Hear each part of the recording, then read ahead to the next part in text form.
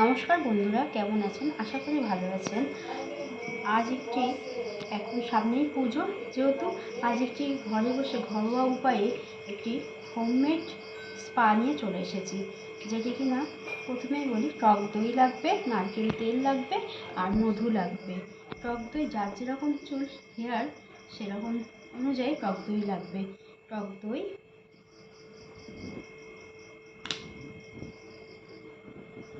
নারকেল তেল,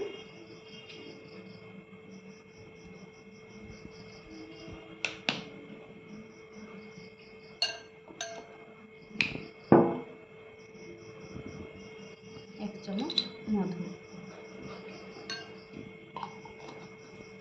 এটা ভালো করে মাল্টিপ্লাই করতে হবে। এই প্যাকটা মাল্টিপ্লাই করে এটাকে আপনি মাসে 4টে করতে পারেন। এই হেয়ার প্যাকটা দারুণ উপকার পাবেন। চুলে হেয়ার যেমন সফট হবে, তেমনই সিল্ক অ্যান্ড শাইন দুটোই করবে। আপনারা করে দেখতে পারেন।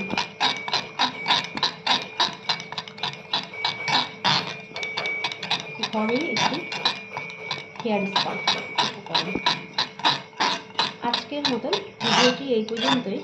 আবার পরের ভিডিওতে আসছি। টাটা।